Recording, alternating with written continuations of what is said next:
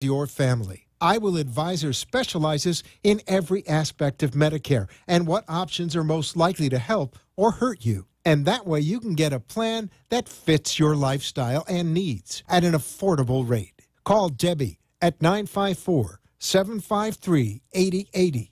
954-753-8080. As far back as she can remember, Amy loved computers, how they worked, what they could do. They were a challenge. She wanted to learn as much as she could. So she harnessed her passion, and now she's a cybersecurity officer in the military. If you have a passion, a vision for your future in any field, todaysmilitary.com can be your path to a fulfilling career. You have a calling, we have an answer.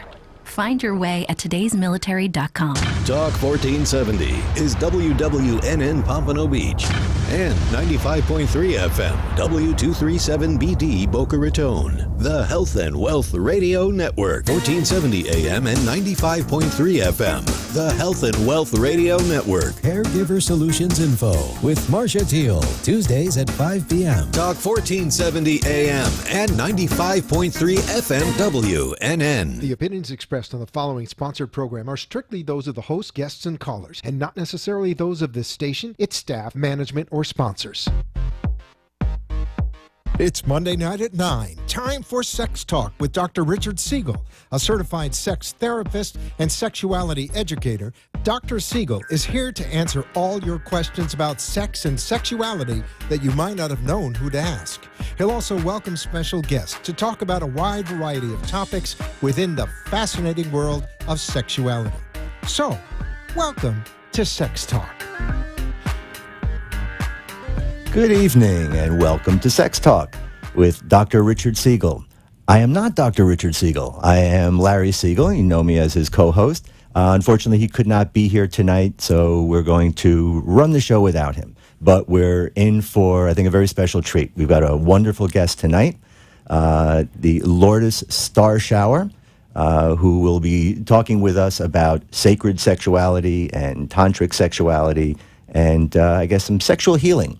It's a part of all of that as well. It seems to be an inescapable aspect of sacred sexuality. There's a lot of sexual medicine that seems to be under the history of a lot of that stuff.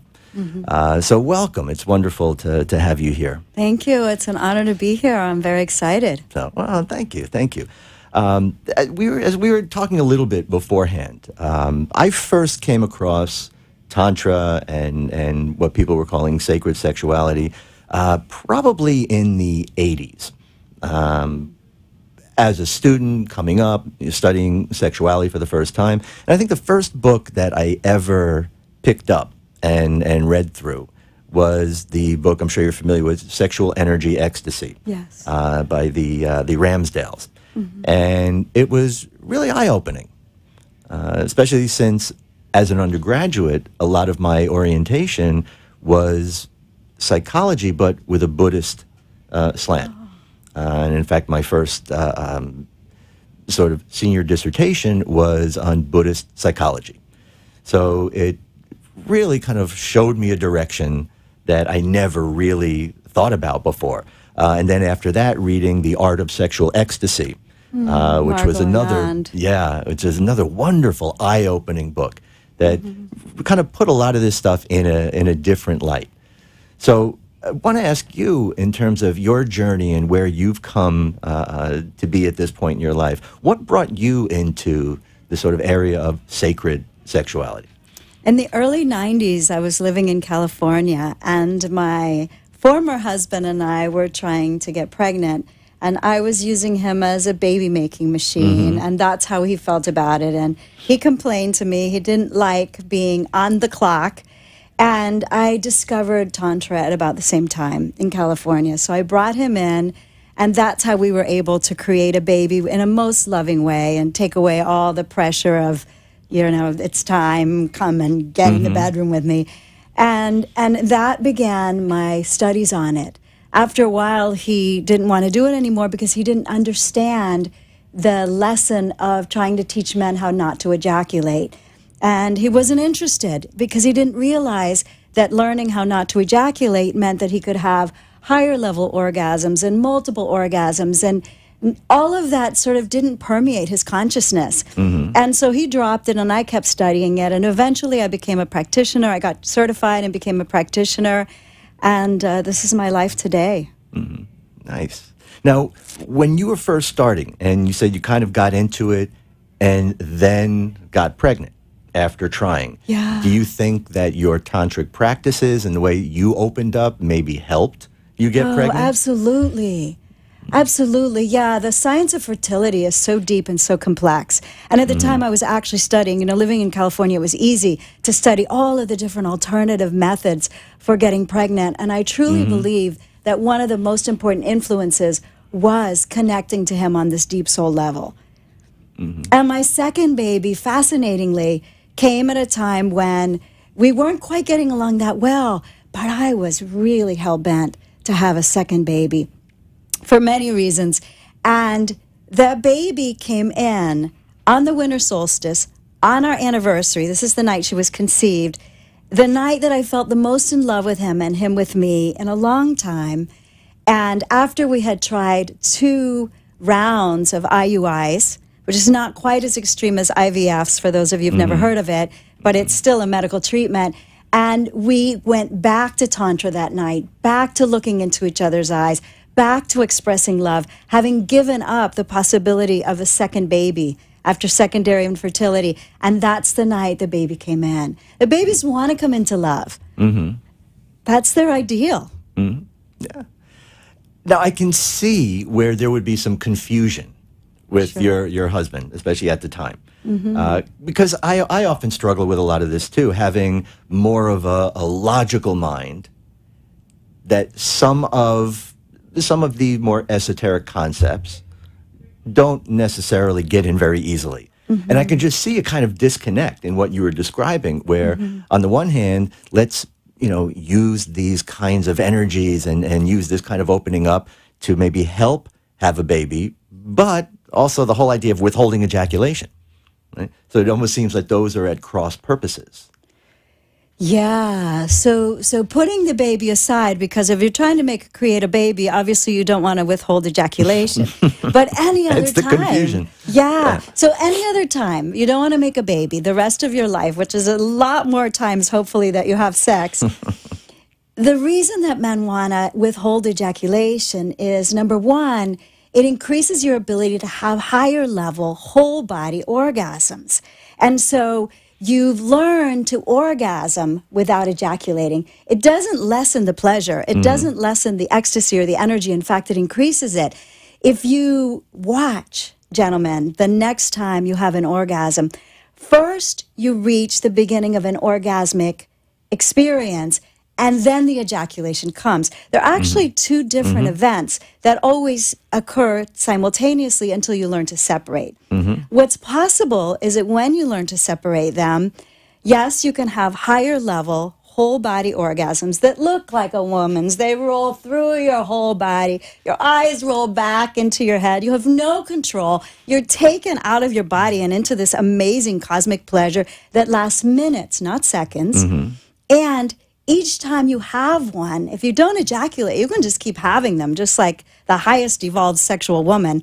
And every time you have them, you go into a deeper, higher state of cosmic awareness and consciousness, and a deeper place of connection with your woman. And you support her in going to a deeper, higher level of cosmic ecstasy.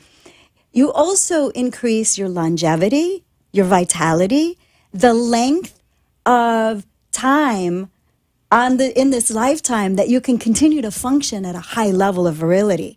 So the later, if ever, that you have to use Viagra or Cialis, and your mental acuity, your focus, your energy level all increase when you have orgasms without ejaculating. This is the reason that men go into competitions, whatever kind, whether it's a mental or physical competition, and the night before, they don't want to have sex because they know that it's going to deplete them, that it's going to diminish that edge. If you have an orgasm without ejaculating, you don't diminish your edge. You actually increase your energy like a woman increases her energy when she has an orgasm. Nice, nice. And if anybody's interested, please join the discussion. If you want to talk more about this kind of conscious ecstasy, orgasmic consciousness, give us a call at 888-565-1470. Interesting that you mentioned the aspect of athletes and the withholding. That's something that historically has kind of always been there, you know, and feeling like the draining of the essence and all that kind of stuff. But I find that, especially today, that's a lot more controversial than it ever was.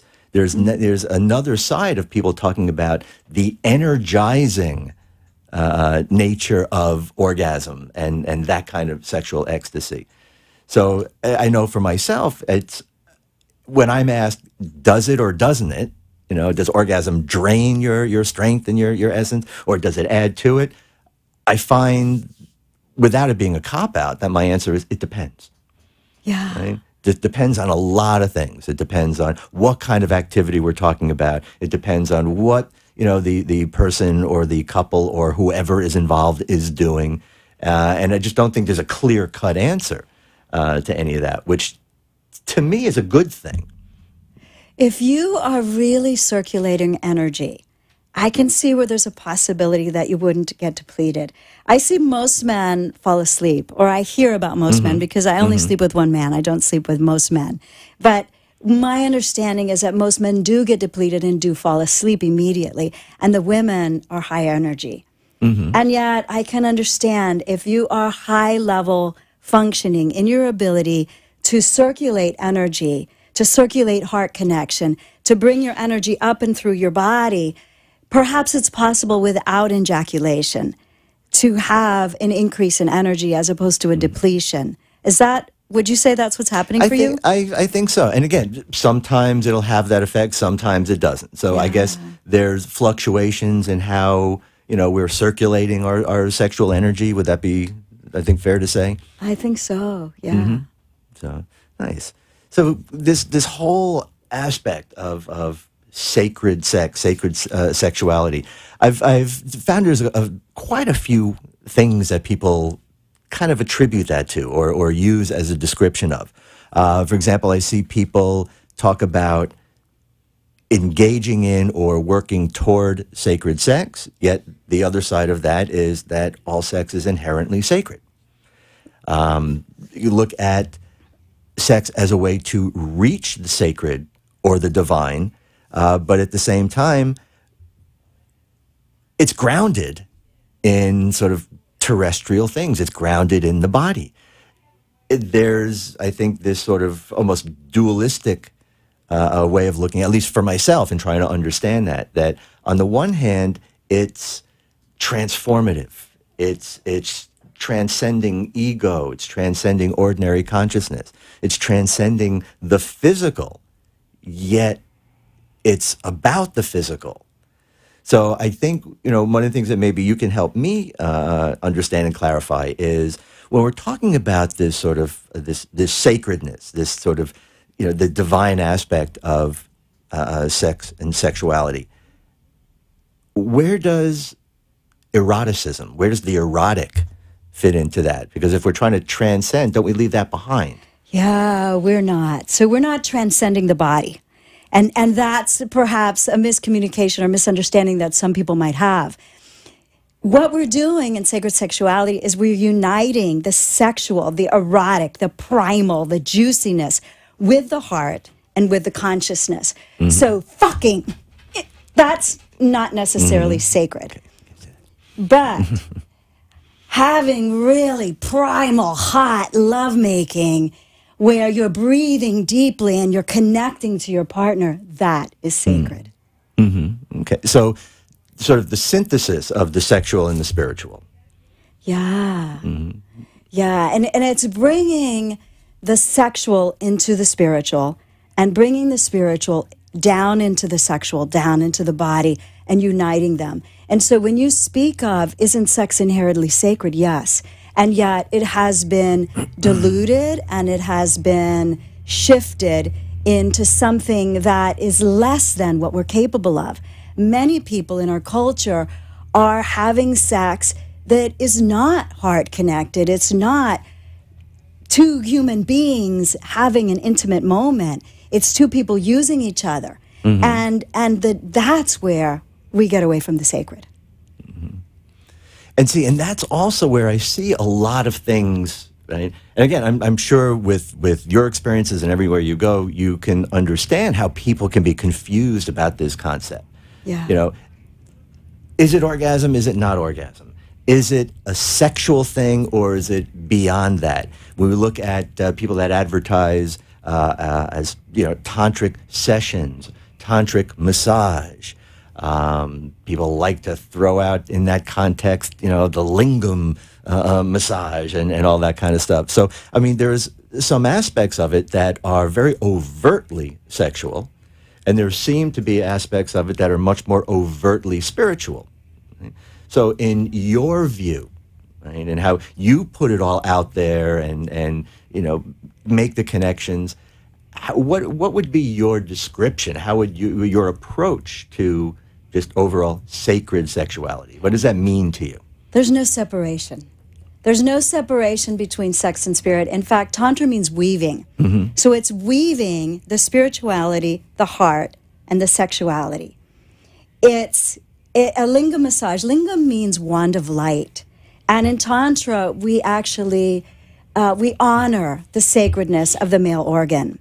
And we honor its power, and we also call it a vajra, which means thunderbolt. We honor its ability to create life and to give healing, sexual healing, to a woman. And the tantric massages are performed in a way to bring a man into a deep cellular understanding of the sacredness of what's possible and the higher ecstasy.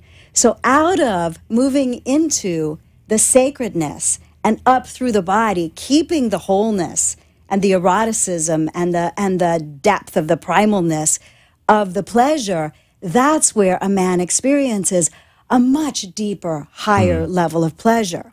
When a man gets off, or a woman gets a man off, and he has an orgasm that happens only in his pelvis through one nerve called the pedental nerve, that experience is a release. It's a getting off. When a man has a sexual, spiritual, whole body orgasm, it's...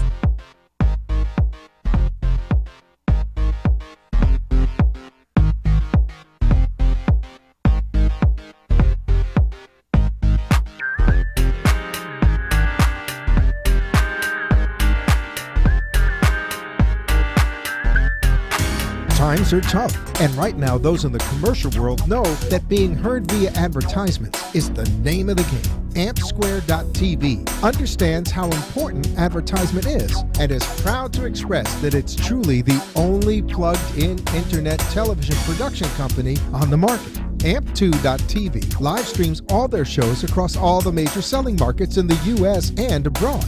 Call them at 866-224-5422. The AmpSquare.tv library allows productions to be seen over and over again, making commercial platforms more usable. Call 866-224-5422. Toll free 866-224-5422. Amp2.tv, the first and only internet television network that's truly plugged in. 866-224-5422. That's AMP2.TV. Home of the Rainbow Bagel, My Delicious Deli brings you home cooking with a Remember When Deli dining experience. Located in central Boca Raton, My Delicious Deli prepares all of their food with the freshest of ingredients cooked to order. From a light nosh and soups to omelets and full entrees, choose from low-fat and gluten-free or indulge in one of My Delicious Deli's signature deli sandwiches. Bring your family and friends to dine in or take out. Open 7 days a week for breakfast, lunch, and dinner to go, or for all of your catering needs. Visit us at mydeliciousdeli.com or give us a call at 561-393-3287. There is something for everyone. Join us at 7036 West Palmetto Park Boulevard in Boca Raton. 954-393-3287. Lupus. It's one of the cruelest, most mysterious diseases on Earth. Lupus strikes without warning, can ravage any part of the body and has no known cause and no known cure. Its health effects range from a skin rash to a heart attack. Lupus is an unpredictable and misunderstood disease that's difficult to diagnose, hard to live with, and a challenge to treat. Help us solve the cruel mystery. We're the Lupus Foundation of America, the only national force devoted to solving the mystery of lupus. We lead the fight to improve the quality of life for all people affected by this devastating disease. To learn more about lupus and how we can help those who suffer from its brutal impact, visit us online at lupus.org or call the Lupus Foundation of America at 1-800-558-0121. That's 1-800-558-0121. You're listening to Sex Talk with Dr. Richard Siegel, a certified sex therapist and sexuality educator.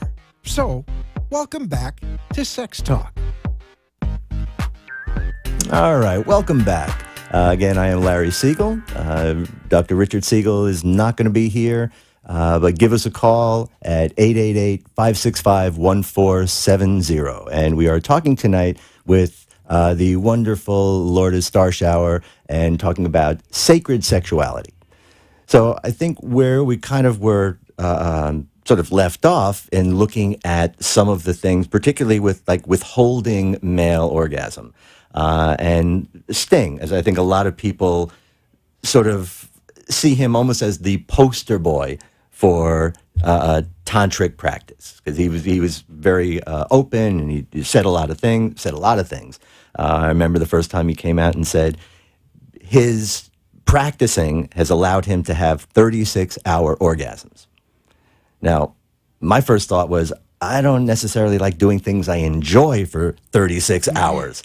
But then he kind of came back a little bit later and said, well, it's a bit of an exaggeration. But did talk about that sort of extended, sort of that orgasmic wave roll that, you know, like you were saying before, several minutes instead of several seconds. Is that something that everybody can learn how to do? Yes, and going back to what I said earlier about men learning to have orgasms without ejaculating, the only way that a man can truly last that long and it be pleasurable the whole time is if he's having orgasm after orgasm after orgasm, and that's what Sting is able to do. So Sting coined the word or used the word edging. Mm-hmm. Edging means to take yourself to just before the point of orgasm and then pause. And in Tantra, we use a breath, and that breath is an inhalation from the genitals up the spine to the top of the head, to the third eye point, and then an exhalation back down the body. That not only brings you to the edge, it augments the pleasure, it increases the pleasure, it spreads it through the whole body so that you're more likely to have a whole body orgasm. And then you come back to making love or to self-pleasuring, and you go to your edge again. And your edge is just... it's not just before your orgasm. It's the point where you start to feel it's coming, but you could pause. So it's maybe a little before, just before your orgasm. So you stop at that point and you take another breath. And you're bringing the energy up your spine to the crown of your head, through your third eye point, back down the body. And then you continue to self-pleasure or to make love. The more that a man practices that, and a woman can also practice the same thing, the same edging, the same breathing, in order to bring herself into whole body orgasm. This is essentially the practice that we use in Tantra to create whole body orgasms. So Sting, over time, has practiced this and has become able to have orgasm after orgasm after orgasm without ejaculating, without losing his erection, and continuing, as I said earlier, to reach higher states and deeper states of intimacy and ecstasy. Nice. And I think that's kind of the goal, right? To try to reach that state. And I think people have a hard time understanding that concept of a whole body orgasm. I know I've spoken to people about that and often got in response, it's like every one of my orgasms is a whole body. You know, I feel whole numb. I feel my whole body buzzing afterwards. And it's like, it's not the same thing. But I don't know that I am a good one to explain that. All right, so, and the radio doesn't have the visual, but if you watch the Facebook Live, you'll be able to see the visual. So a a regular Western orgasm goes through one nerve in the body. It's in the pelvis. It's called the pedental nerve. And it is more of a release. It is more of a quick release of energy, and it feels good. But a whole body orgasm is a rolling sort of orgasm where the ecstasy and the pleasure goes on and on and on and moves through your whole body. And yes, in the moment of orgasm, there's even a bigger. You've never experienced it. It's hard to describe it. But once you've had it, you know it's different. One of my clients explained it to me in this way. He said, I was flopping around like a fish. It takes over your body. You don't have control anymore. And you're sort of in the experience and you're beyond at the same time. And once you have them, it's easy to continue to replicate them because they begin to happen automatically. So that edging we spoke of earlier, you don't have to keep practicing that the rest of your life. After a while, it becomes automatic because you've opened the circuits. You've rewired the neural pathways. And so you've created this ability in your body to have this happen easily. Right. And I think what a lot of people don't realize is that for something like that, particularly with something like edging, men and women have kind of naturally been doing that for themselves for a long time. Women often pleasure themselves with that kind of style, often even with a partner. They'll allow themselves to get close to an orgasm, bring it back. Get close, bring it back, until eventually when they do sort of let it go, it's more intense. Same thing with a lot of guys. There are a lot of gay men that kind of specialize in basically edging type of oral sex. You know, and to, you know, make that experience that much more. And I think that's kind of a foundation. Yes. So that people that may be a little afraid hear that flopping around like a fish, thinking I've got to do something that I'm not used to doing. I've got to completely give up control, which I think is kind of anathema to just Tantra. Right? Because Tantra is more about indulgence. And people, I think, kind of sort of fight that, the letting go part. Surrender is everything. And indulgence is an interesting word because it is. And Tantra is really about the beauty of experiencing all of your senses, of diving into every experience, of really diving into pleasure. And it is also about surrender. So let's talk about a woman. There's this thought out there that a woman has a very strong vigilance center. And that's the part of her that makes her not be able to easily let go into orgasm. That's why only about 30% of women are having orgasms on a regular basis, and even a lower percentage can have an orgasm during intercourse. If a woman allows herself to be carried away by the experience, then she is much more likely to surrender into that orgasm. It's not about control. It's about letting the moment carry you. And this is where high eroticism is a plus. Absolutely, yeah. Because again, it is about that letting go, that surrender, that giving in. And I can see where a lot of guys also have kind of a hard time with that because there's that sense of being in control. Yeah, and I want to express to men that the most important thing that you can do is let go of performance. Just completely let go of performance, of having to have an orgasm, of having to give her an orgasm, and just enjoy the experience. And that step alone can make the big difference for a man in terms of his ability to get into these altered states of high ecstasy. Nice. Now, before we run out of time, because we're kind of coming toward the end, I want to make sure that you take a minute and talk about, you have an upcoming workshop on the 20th on Goddesses Awakening Authentic Ecstasy. Could you talk a little bit about that? Yes. So myself and my partner for this class, Hannah Marie, are going to be taking women through a delicious weekend of experiential learning to release shame and all of the cultural inhibitions and the stigmas around your sexuality, to open up the sensation of your sacred space, your yoni, and to create higher levels of ecstasy to support each other in that. Right. And how could somebody get a hold of you? TantraHealerFlorida.com. You go to my website, again, www.TantraHealerFlorida.com. You'll find my contact information there, my phone number, my email address.